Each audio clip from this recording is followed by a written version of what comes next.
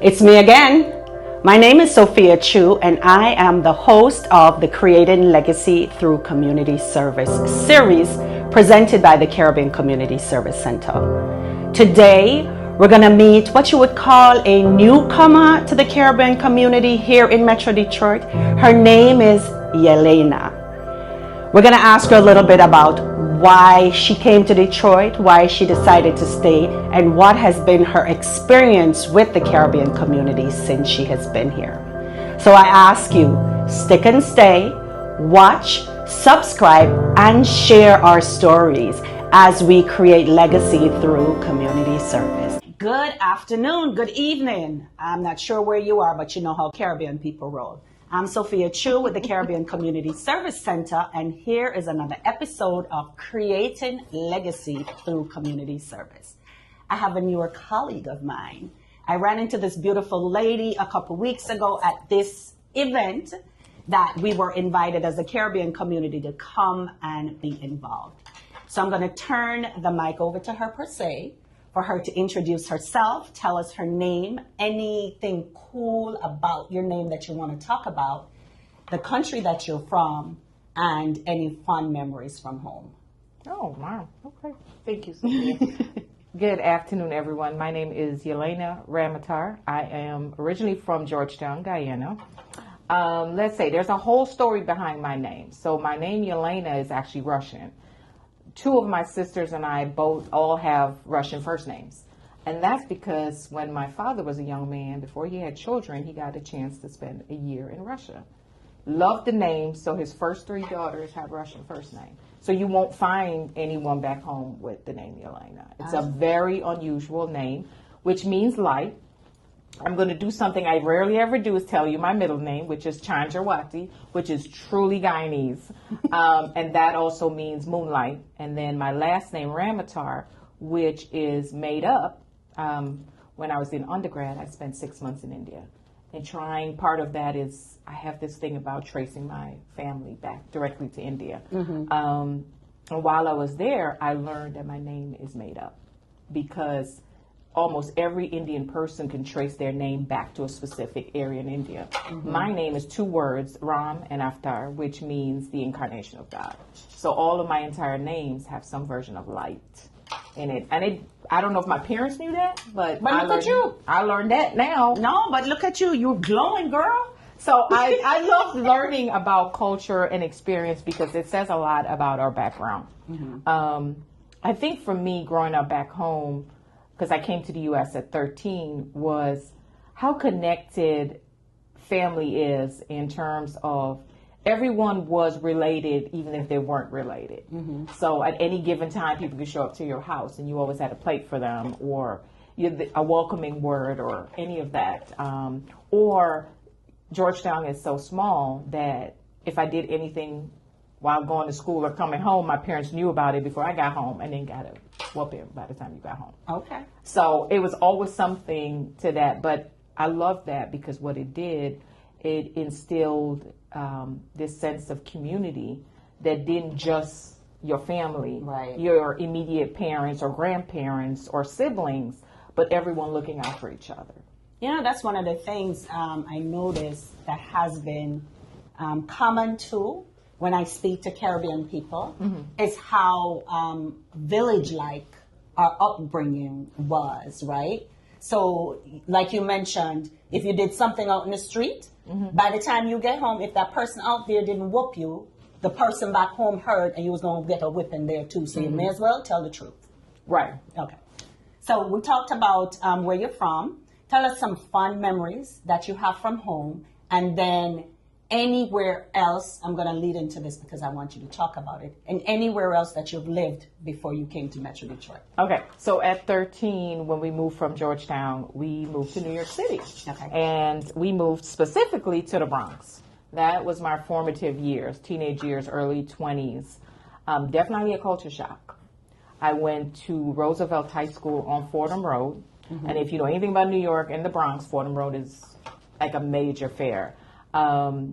The shock of like 5,000 kids, but it was the first time I've encountered people from all over the world. Mm-hmm. There were students from so many countries, and it was such a different experience from when, growing up in Guyana where you're used to a certain experience. Right.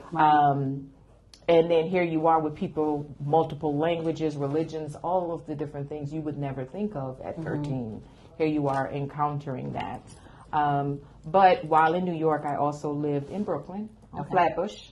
Loved that experience. Wait a minute, I know all the Caribbean people I know live on Flatbush. Is that enough space for all of y'all there? Well, Flatbush runs a large gamut, but I lived on one of the parts that was getting gentrified. Oh, yeah. So, but I loved that experience for a few years. I also lived in Little Guyana in Richmond Hill, which was interesting because it was like living back home, which I didn't particularly care for. At this point in my life, I had traveled, educated. I was working in the school system. I had other experiences. So some of the closed-mindedness really didn't flow well with me. Okay.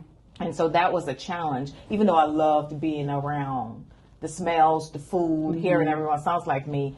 But at that point, I had gotten used to, American society in a way that we can't stay this closed up. We needed to be a little bit more broader. And so the concept of diversity.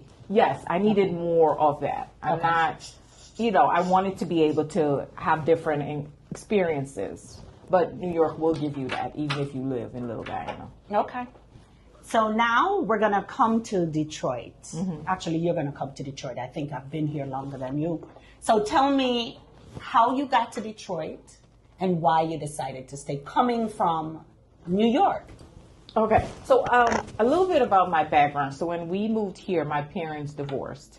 And there was a lot of other things that went on in my biological family. But while I was in high school, I met one of my teachers. And she is, at the time, she was a teacher and my school counselor. Today, she's my mom. And she is a native Detroiter, born and raised, went to Cass Tech. Wow. Her elementary school is still there.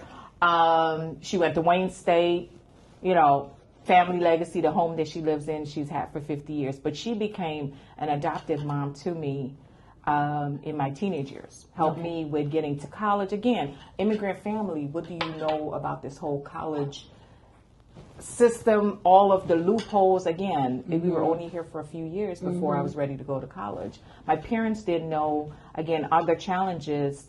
She was there, and it was through those relationships that the relationship of mom and daughter developed. So I've known her since I was 14. Nice. I ain't gonna tell you how old I am now. We don't do age. We don't do age on this show, girl. But I've known her so many years that through that experience, she stayed consistent. So as my life evolved in New York, so in New York, I was a school counselor. I spent 15 years with first generation college students, black and brown children, immigrant children who were from New York, multiple generations. And I loved that experience. Interestingly enough, that's what she did for a living. So I kind of followed in her footsteps and paid it forward because what she did for me changed my life. Right. Being able to go to college, being able to go spend 6 months in India, having a professional career. I'm the only one of my siblings that has a college degree and have traveled and done different things. And so when my life was changing in my, at a certain 10 years ago, really, I was looking for a different place. And she was like, come to Detroit. But I had visited Detroit. That's what I was going to ask. Had you visited before to get the energy of the city to see if it's somewhere that you wanted to? See, the thing is, I was looking for an escape at that point because life was changing for me. I was ending one relationship. The job I was at, it was time to leave that. So I was in transition. Okay. And I was looking for a fresh start. So when that opportunity presented itself, I moved here because of her. Okay. I don't think what I seen of Detroit at the time, it was going through its own challenges. Okay. 10 years ago, yeah. It doesn't look like it does now around here. But I knew how much I could make out of any situation. I've done that my whole life. Okay. And so for me, it was just another chance for me to recreate. Okay. So I came here, and I fell in love with Detroit 10 years later. You would think I was born and raised here. Okay. How much 10 toes deep I'm in Detroit. It's been good for me. In New York, I didn't drive. Detroit, I drive. I mean, it has allowed me to do so many things. It's allowed me to, in 10 years, I became a community organizer, which I still think of education as organizing anyway, but grassroots organizing in neighborhoods. Okay. And that's led me to another career I wouldn't have thought of. But So you're going to stay here for a minute then? I have no plans to leave. When my mom transitions, maybe I'd consider it. But I think at this point, it's been good. It's been a good city to me. Do you have children that are here with you? No, I actually don't have any, but I'd love some. So, Okay. but that we got some we can give you. I'm looking at Okay, adopting. Okay, all right. No, my kids are grown. You want them, you can have them. So we know that you're a new transplant to your new home. You have kind of settled into life in Detroit through what we would say is an American lens, right? The diversity that's here, falling in love with the place. So I want you to tell me now, how much connection do you have or did you have with the Caribbean community when you first got here? When I first got here, I think for a brief moment I was connected with them. It's vague point, I went to something, and for some reason we lost touch. Okay. And I really, in that time, was still searching to be connected back to the Caribbean community. I think for me, the Caribbean community is one part of my identity. It's not the entirety of it. Yes, I'm from the Caribbean. I'm always proud of my heritage and my background. I say it proudly. However, as life has taught me, all these years in the United States, I am the woman I am because of all the experiences I've had. And they're not just a Caribbean experience. Absolutely. It's a human experience. Right. So in essence, you haven't had any history per se, palatable history with the Caribbean community in Metro Detroit. What can you say about that now? Well, I'm excited because I met you and got connected to really the Caribbean community in Metro Detroit now. So I went to the reunion at Rouge Park and it fed my soul in a very positive way to see all of these Caribbean countries just having a good time, enjoying each other, the music, the food, the people, all of it was welcoming. And I think it's a part that I've been missing and wanting to be connected to. So in a way, I feel like 10 years, it's come full circle where I feel like I'm in the space where I can be really connected with them in a meaningful way now. Okay. So you actually made contact with some individuals that you follow up with just to make sure you stay rooted in your community. Yes, ma'am. All right. So you alluded earlier that you do some organizing work. Tell us a little bit about that. Some of the organizations that you work with and how that plays into the person that you are, why you want to be so rooted not only in your Caribbean community, but just with Black and brown people, period. I think that's been at my core for as long as I can remember, being rooted in community. And I always, go back to even my parents growing up back home, they were always rooted in community. And it's a very different experience for immigrants when they come here. A lot get lost in translation. I feel like that was part of my parents' struggle, was that loss of community. Not in the same way you do when you're back home. My adopted mom was able to bring that back out in me. And so when I moved to Detroit, Is she an American? yeah, she's an African American, Black woman. Okay, all right. And so what I found here in Detroit, which is so different from New York, because New York has enclaves of immigrant groups, but in Detroit, there was a level of grassroots organizing I hadn't seen before, and I loved it. Okay. I was so intrigued by it, but I had to pay my dues. I was a stranger from New York. They were used to people coming in and out. And so my organizing work started with O'Hare Park Community Association in Northwest Detroit. I've been with them 10 years. I'm a board member now, but I was their community organizer for 6 years. And that's what taught me a lot about And you didn't run into any Caribbean community Not community members out there? Not in District 1. They're Not probably up hiding, girl. There's a bunch of them in District Number 1. We have a bunch of businesses in District Number 1. I could not for the life of me. And that experience gave me the opportunity to work for county commissioner, but I also worked for James Tate, the city councilman. And again, no matter how much I was doing, it never seemed I was running into them. I don't know how I was missing them. Because they need, or we need, a trusted connector. So, for example, the event that we went to, Councilman Tate reached out to me, and I reached out to our community members, and you had a handful of them come. Right? And we had to be very specific about who we wanted there for that kind of conversation.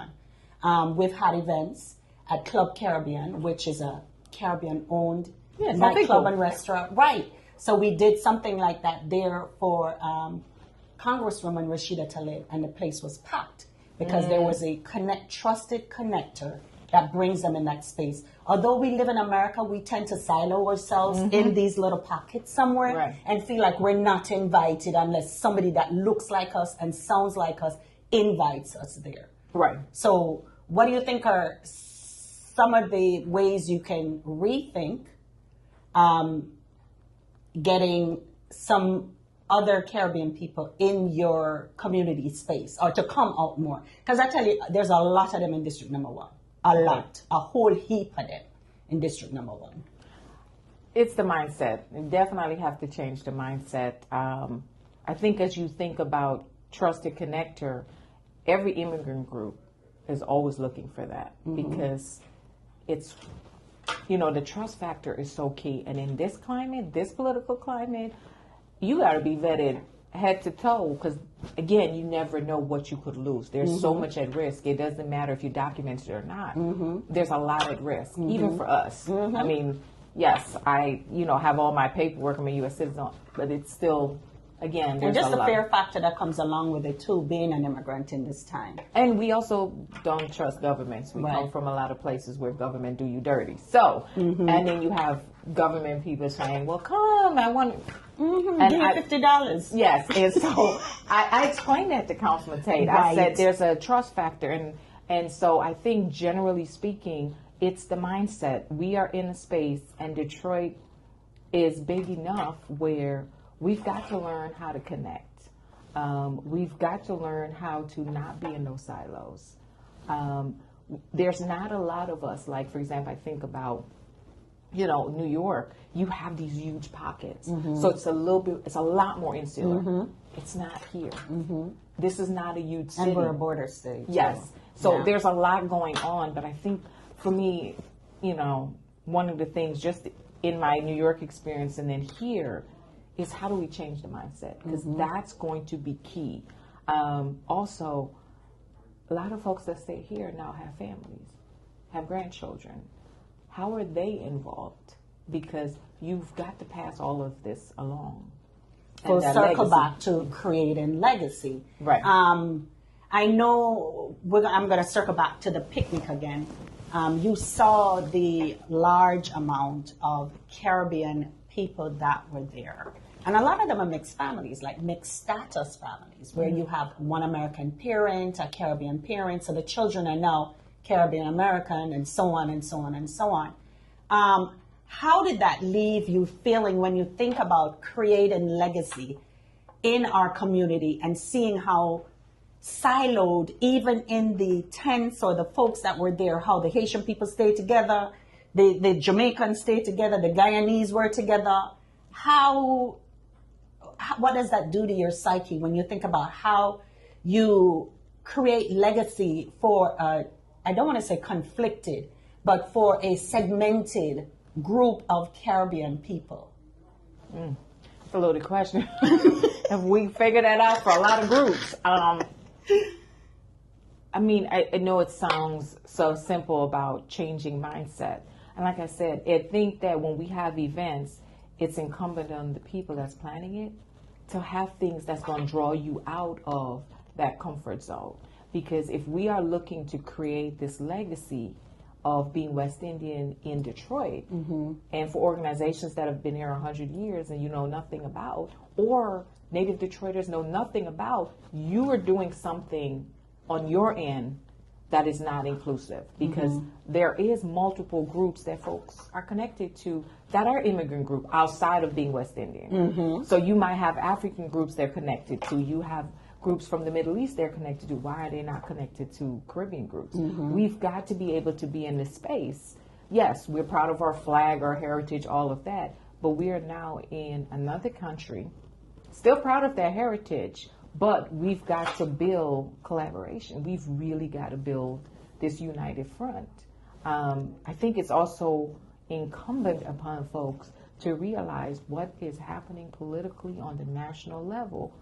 We've got to change some of those mindsets. We got to start doing things so we can be collective, because that's what's going to take us to keep some of these folks at bay. And that collective part also includes Native Detroiters. Legacy. That's a big part of it.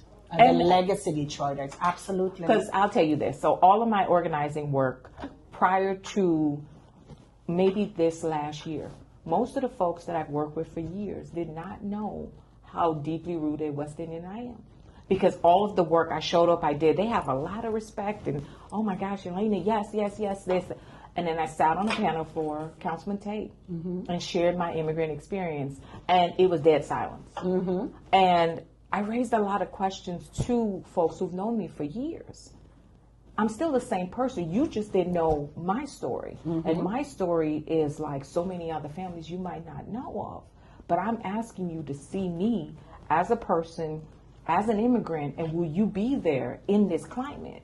And I think as immigrants, as West Indian, we cannot assume no one's going to understand absolutely, or would be there to support. We have a lot of work to do because it's breaking down both on the legacy Detroiter side and our side. And we can't be so... I get it about the immigrant experience. I do. I understand how important it is to feel protected. You're in a land that don't want you, even more so now than ever. There's that enormous amount of fear. If you're brown or black, you got to walk. And you have an accent, a non-American accent. Right. So there's all of these, but I think that we've still, as we move through this time, it's more so needed than ever. And we need that legacy, because if you have children that are born here, they need to know that legacy of where they're from, that culture, that experience.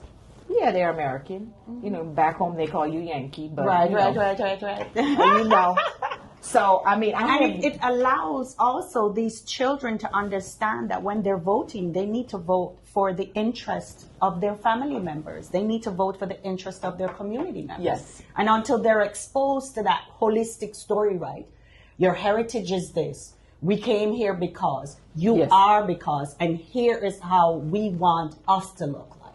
Right. And this is now a community that we all are going to benefit from, because no matter what happens, you know, we have all these local elections coming up. You got mayor, you got city council. And I'll tell you, at all of these, when I'm wearing the Yelena hat, not my CDAD, not my other work, I ask them blunt immigrant questions. I'm the one asking that question. And you see everybody in the room is like, who that girl? I sure am. Because I want to know, what are you going to do? We are not just a disappearing group. I know in Detroit, we like to say the Latinx population, we have Arabs in Metro Detroit, and there is a group all spread all over Detroit. We also have Bangalatown, folks from Bangladesh. Here's a cool fact. Here is a cool fact. Caribbean people have been in Metro Detroit since the 1800s. We're not brand new. And we keep being treated like we're brand new. There's studies. A lot of the politicians, the pastors, the attorneys, the folks that owned the funeral parlors, they were Caribbean people. A lot of people, business people in Black Bottom, were Caribbean people. So folks act like we're brand new. We're not brand new. We've been here for a minute. But again, because we don't tell our story, we're being erased from it. Because now, generations in, you're American. You're American. But where's the legacy part? Absolutely. And I think that's a crucial part of the story now, as we talk about what's happening and about Detroit. And now I definitely need more information on that because that's going to be part of my question. Girl, I'll send you the study. I had did a Black History event quite a few years ago, and I met this professor from Wayne State, and she did her master's thesis on Caribbean people in Detroit. Amazing, amazing book. See, so I'll send that to you. I mean, I think that that's also important information. How many young people of Caribbean descent know that? Absolutely. Probably not a lot. That's why we do programs like this.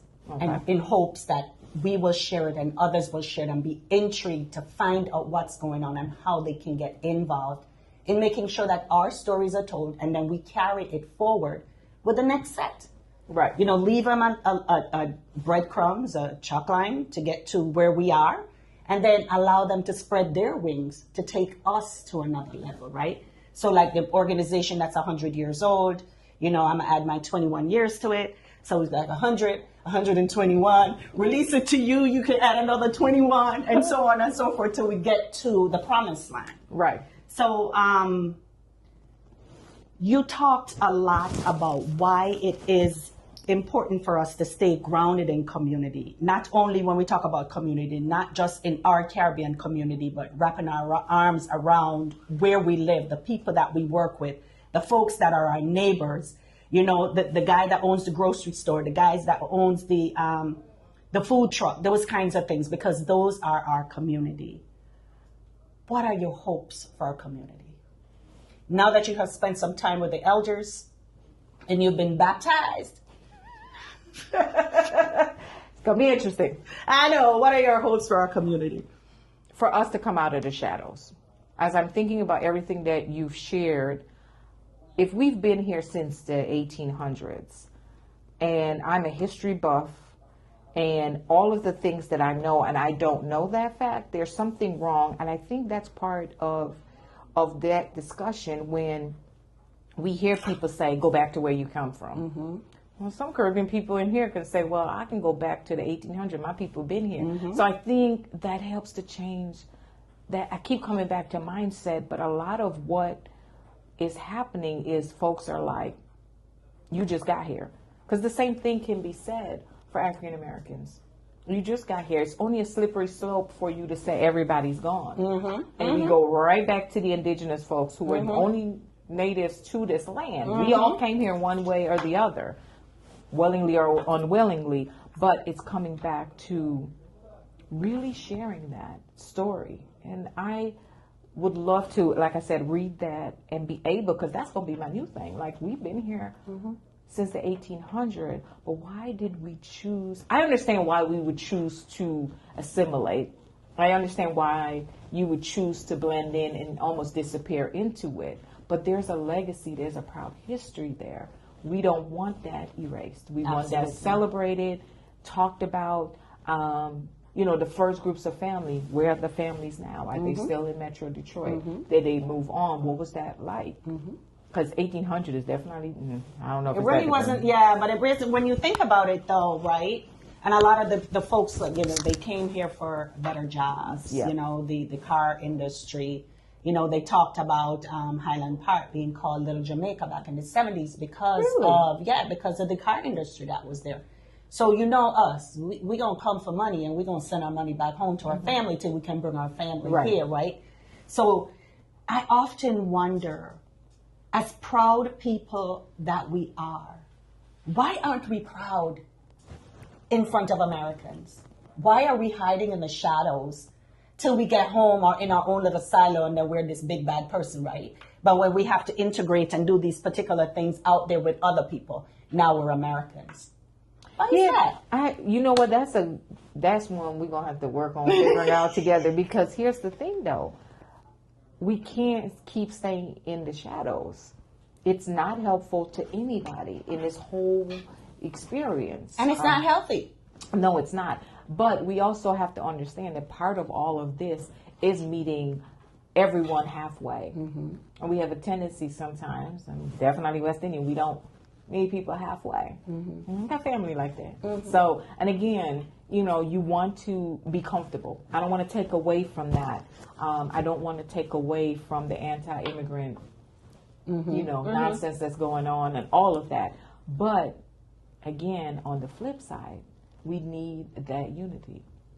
We've got to be able to form coalitions across the board. It's the only way I can see us getting through the next 4 years. But because there's so much at stake. And for it's a us. lot. It's just a lot going on all the time, Yes. too, that you want to unplug and say, look here, I'm done.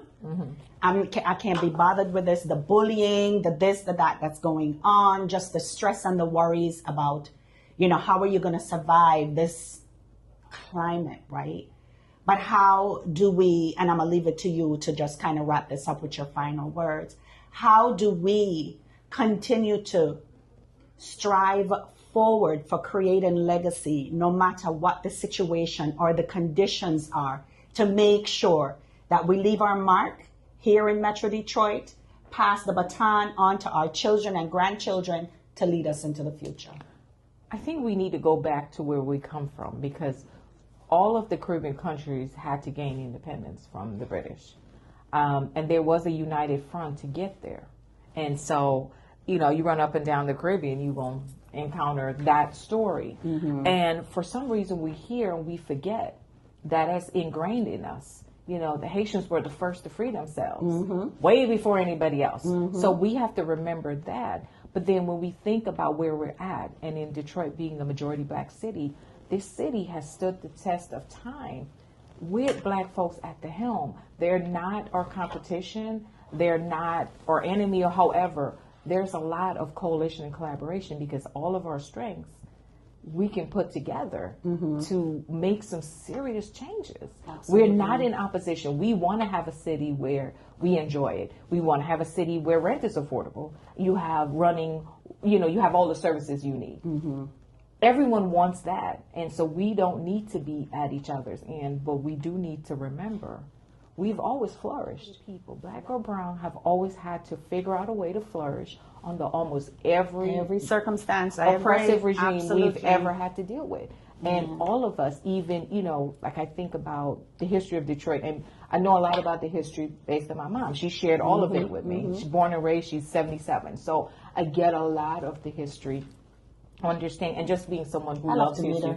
You will. She's going to have a lot to say, because she's looking forward to we may add her to the interview list. What? No, you know what? It will be interesting to interview her, because she's going to talk to you from being a native Detroiter, moving to New York City, having these wonderful experiences with these children from all over the world. She gets a daughter out of it, and she's proud. She tells people my whole government name. She tells everybody where I'm from. She shares everything. Yeah. And I think what's interesting, because this is one of the things I'm thinking of, is how do we get to the place we are neighbors?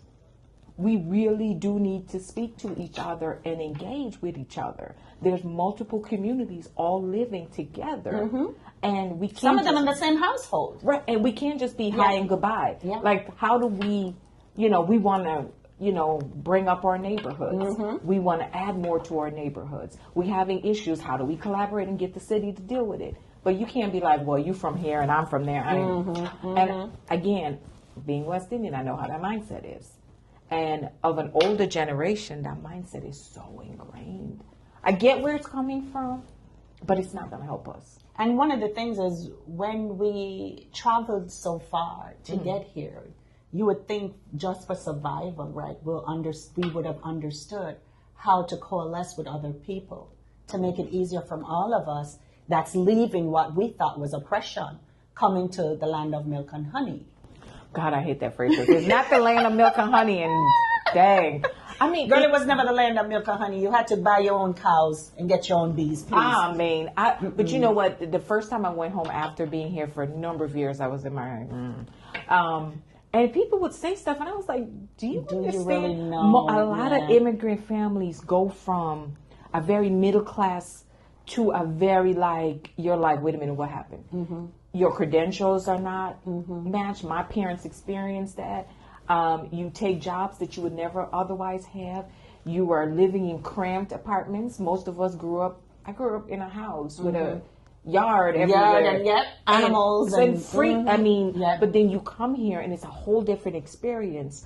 And again, one of the things on the flip side that I talked to a lot of folks, I said, you don't understand the immigrant experience. A lot of times you wonder, well, how they've been here 5 years and they own all of this. In those 5 years, there's 5 families living in a 1-bedroom apartment. Everybody's working. They don't eat out. This, that, and the third. That's why 5 years later, they got a house and they own a business. Yeah, because they made a plan. Right. And I said, but understanding that 5 years, the level of exploitation they've been through, it is not as roses as you think. But then for us as immigrants, when we've paved the way and we've made some changes, we can't see it and turn around and say, well, them Americans lazy or this, that, and the third. There's all of this misinformation and truly understanding of what this is that we live in.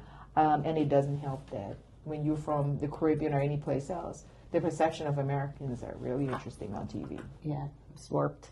So there's a lot, I know. But you're learning a lot about how I think politically. And again, this is why it is a struggle for me in some of the Caribbean space, because I don't do that whole foolishness. I'm really not. We are here. We in this struggle together.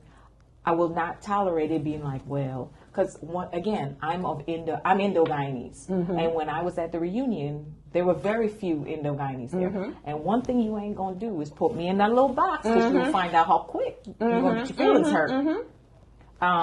And so I've had different life experiences. Can't speak for my Indo-Guyanese family, but you're not going to put me in in a box, right. So. And that's one of the interesting things too, even when you think about the picnic that you went to, there's still a lot of people, Caribbean people, that don't go there because they're not comfortable. They feel excluded. Oh, absolutely.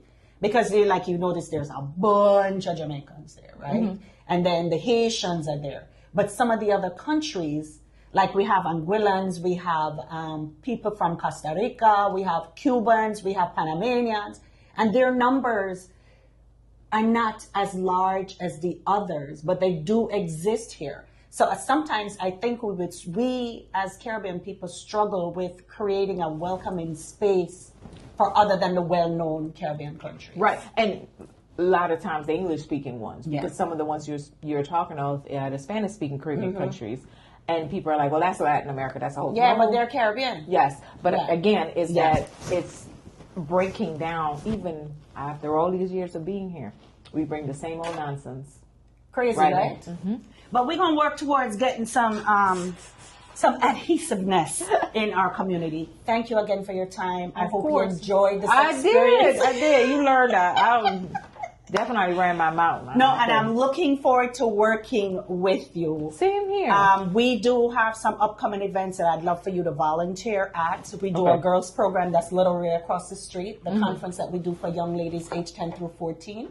We're actually looking for some young ladies, black or brown, young ladies that would love to be a part of the Caribbean experience. Okay. So this year we're doing Queen in the Making is our theme, and we have all our speakers already. We feed them lunch. They come and learn how to make their own tiara or crown to crown themselves as queen, whatever it is. So that's one of the next things that we have coming up. I also mentioned to you that we're doing the open house with the West Indian American Association.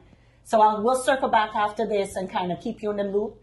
Any way I can help you, feel free to call me, text me, or whatever, because we're in this together. Yes, we are. And if we just have to keep our head above water till we can grab some others, they're not going to pull us down and drown us. But grab some others to help them up too, so we can continue to create legacy through community service. So thanks again for your time. Oh, thank you, Sophia. This was great. I'm glad you asked.